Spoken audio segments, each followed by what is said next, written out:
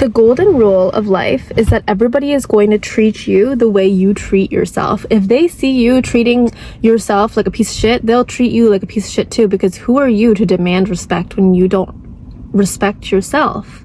You are the standard as to how everybody should treat you. You are setting this system up for everybody to watch. So today we're going to talk about how to love and respect yourself like your life depends on it, because it does.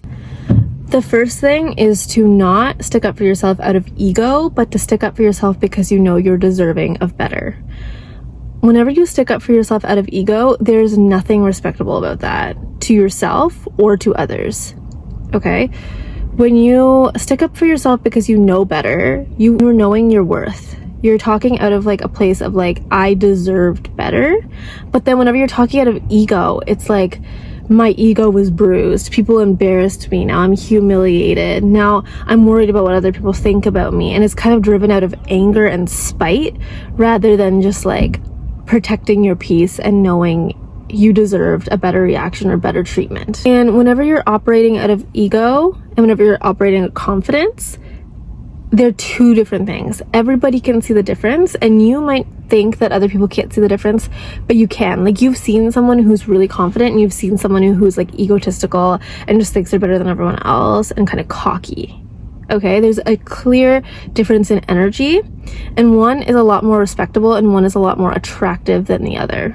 And I even think that like whenever people start seeing that you are operating out of ego, you become an even bigger target, because it's almost a game. It's like, how far can we push this person for them to kind of like go overboard and like go crazy out of their ego, you know? It's kind of like, it's funny to watch whenever someone with a huge ego just gets bruised and they're like, you know, going crazy. And you see it online all the time where like you kind of, it becomes fun because you kind of want to humble them, you know?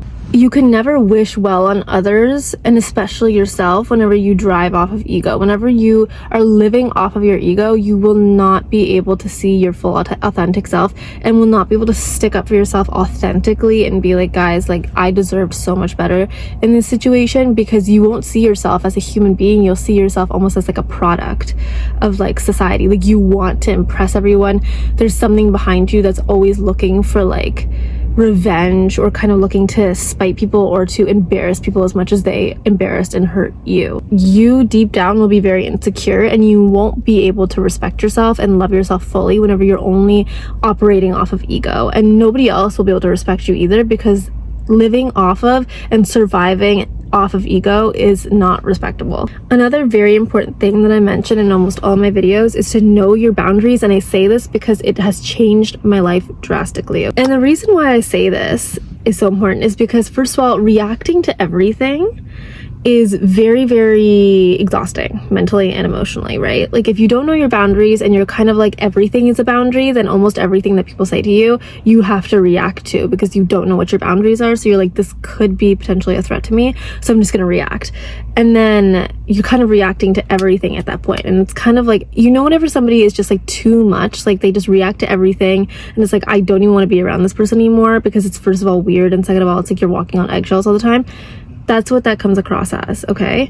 And it's very exhausting for you as well. So you will lack love and respect for yourself because you're so busy trying to protect yourself that you're not able to fully like enjoy the experience of being you.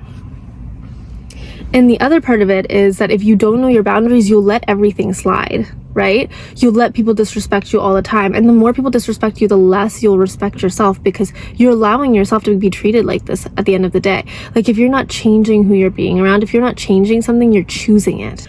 So once your boundaries are well established, like, what are you okay with and what are you not okay with, right? And this answer is going to vary for everybody, right? Like, some people might be okay with a certain thing, and then some people will be like, that's completely a red flag and I don't appreciate it. Now, how do you react to it, right? Like, do you let it go the first time and tell them like, I don't appreciate that? Or is it a no from the start? And you have to follow through with that your entire life, because when you kind of do it sometimes and you don't do it the other time, it's really difficult for even yourself to be like, am I respecting myself, or is it just sometimes I like myself? Is it just sometimes I'm worthy of respect and protection of myself? Is it a phase? Am I just you know? So really being consistent with that shows other people that you are serious about yourself, and it also shows yourself that. And it also keeps you away from situations where things escalate, because you know, whenever you kind of not overreact, but you kind of cause a scene in public, or you react in a way that you wish you hadn't, like for example, maybe you push someone or you screamed at someone, and that's something that you have a boundary against. Like, you don't appreciate people hitting and yelling at you, but you cross that with someone else because they pushed you so far. This literally cancels that out. If somebody does it to you the first time and they're out, it's very, very unlikely for you to escalate to that point where you have to like hit them or push them or yell at them, because the first time they do it and they're out, then you don't hold that grudge and resentment. But once, if they cross the boundary and you don't tell them, and they cross the boundary again, you don't tell them, you don't stick up for yourself, you don't stick up for yourself, it'll continue to compile, and all of a sudden it's going to break and you're going to blow up, right? And then later you're going to be like, why did I do that to myself? Why did I first of all react like that? But why did I let this go on for so long? And then you'll end up building resentment for them, but also yourself. So you'll lose respect for yourself in the long run, and that's really dangerous. So we're just going to alleviate that by setting boundaries and being firm with them. As soon as somebody crosses your boundaries, you stick up for yourself. You stick up for yourself. Nobody is going to stick up for you. And I've learned that the hard way many times, where like somebody even told me, they were like, if someone tries you, like, I'll be there for you, I'll be there to back you up, and they didn't. They were nowhere to be found. They were in the same room, their words were nowhere to be found, their comfort was nowhere to be found. I had to be there for myself, and I learned that from a young age, and also in a very serious way. So you need to stick up for yourself. You cannot expect other people to stick up for you, because that's not going to happen.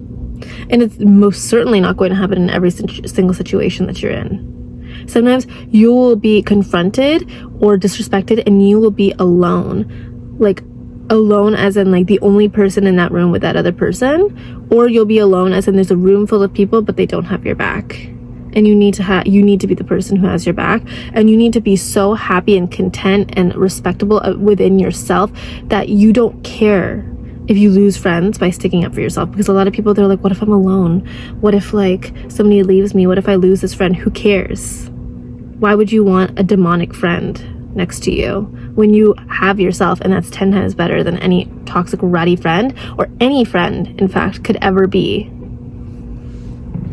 Another thing along with your boundaries is knowing your priorities. So first of all, like, do your friends come first, or does your school come first? Like, does your job and your career and your money come first, or does your family and your friends come first? Okay. And for example, for me, like, my family is always the top of the top, right? Like, that's the first thing that comes first, right? But then whenever I have to study or my friends invite me out, some people, their priorities are their friends, to be there for their friends and things like that. But for me, my school and my work come first, because that's a part of me. So that's just the way I am. Like, if it's a friend emergency, then maybe they do come first. But if I have to literally study, and I know I have to study for a test, or I know that I have to like be there for work, I'm not going to miss out on that to be hanging out with a friend. Like, that just does not come first for me. My school and my life, like, my success comes first. But that's just the way I am.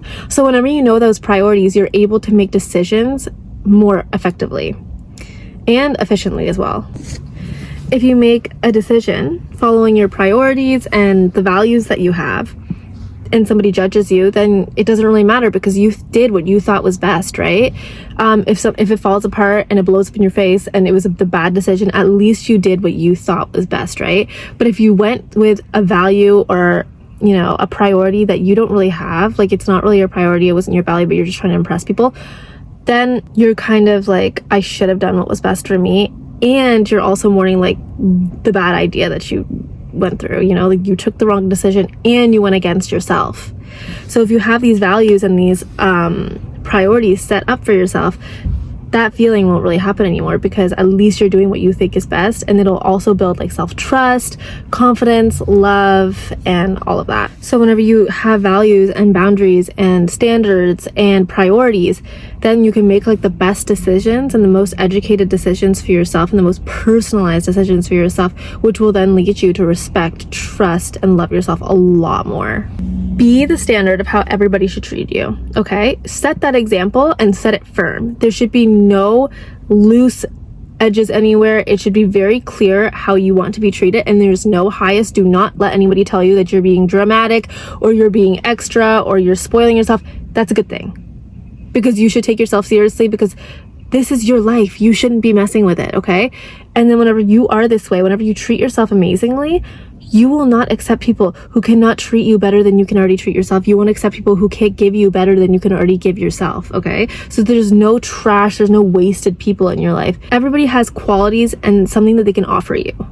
There's no waste of space. There's none of that, right? Everybody's a quality human being in your life.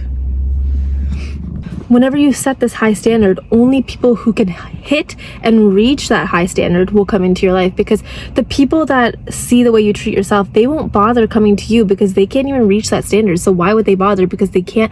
If you give yourself like 100 roses every single day, like you have a bouquet of like 100 roses and it's a huge bouquet, and you get yourself that every single week, nobody's gonna come into your life because they can't provide that for you. If you get your nails done every single week and you can provide all of that stuff for you, nobody is going to come to you if they're going to offer you lower than that, because they know that you're not going to accept that. But if you're setting the standard very low and you're calling yourself all these names and you're like, I'm so lazy, I'm so ugly, I don't deserve anything, anybody can come into your life, because anybody can reach that standard. That's a very easy standard to reach. Anybody can do that. Anybody can provide you with like rude bullying. Anybody can do that, right?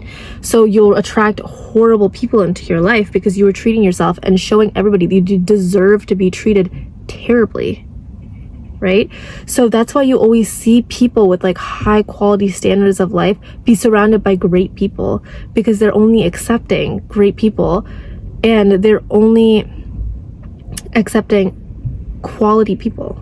Like, not everybody can be a surgeon, because that's a very difficult job to do, and there's high standards to that, right? So not everybody is going to be able to do that, so they're going to have very high quality surgeons because that's what they need. But like an entry-level job, anybody can get that, because it's not really something that's like an extremely difficult thing to do. It's not something that's like life or death. It's just like, you know, you don't really need that much qualifications. You don't really need, like, if the standard isn't very high. So do you want like the surgeon quality where you're like, it's very hard to be your friend and it's hard to become like your partner or anything because you want high quality people? You're not going to allow horrible people into your life? Or do you want like, you know, the life where like everybody can have it, anybody can enter your life, and anybody can treat you the way that they want?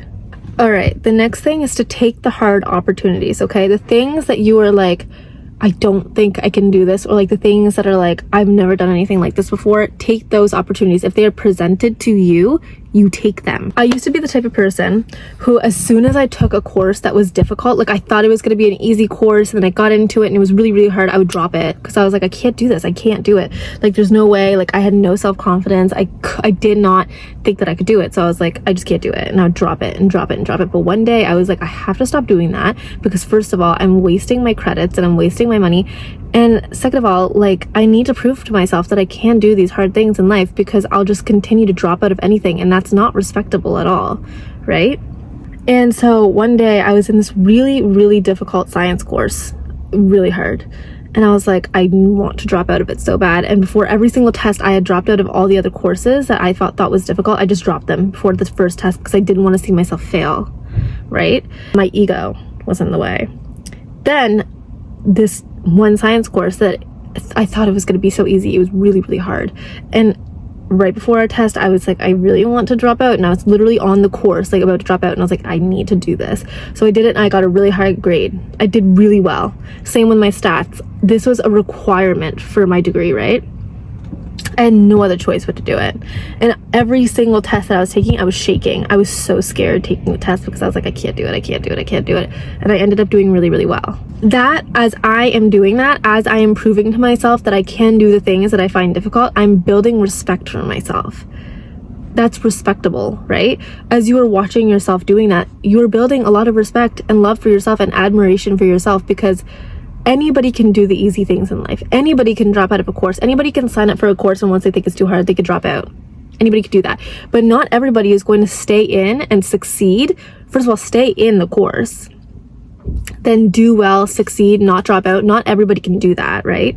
So you're building trust, you're building respect for yourself while doing that. And once you start seeing that you can do the hard things, you will continue to do that. You will continue to build yourself up and build success after success after success, because you will see that you can do hard things. You can do things that make you uncomfortable. And another thing was, like, I had a really hard time sticking up for myself because I just wanted somebody else to stick up for me, because I just didn't want people to not like me. Like, I wanted somebody else to do it for me. Like, I wanted to be respected. I just didn't want to stick up for myself because I didn't want people to be mad at me.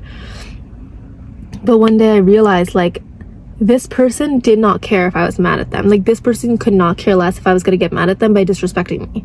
They just wanted to. So, like, why would I want to be respected by someone who doesn't respect me? Why would I want to be liked by a literal bully, right? So I just realized, like, I deserve to respect myself more than I deserve to respect them. So one day I just decided, like, I was going to stand my ground, and I was going to be like, hey, I don't like that you're doing this. Like, I don't like this. And then once I did that once, it was really uncomfortable. I was like, this is so awkward.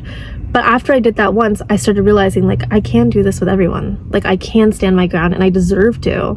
Like, why do I deserve to be treated like shit? I don't. And even if you did something that was really, really hard for you and it didn't go the way, like, it went the way you thought it was going to go because you thought you were going to fail, and you did fail, it taught you at least something. It taught you resilience. It taught you that maybe this isn't the right path for you. Something along those lines. Like, it taught you something. And if you're sitting here being like, I haven't learned anything from my mistakes, you're sitting in a mistake right now. You're living the same mistake. Because if it didn't teach you anything, you haven't learned anything. Okay, you're living in the same cycle, babe. I fear.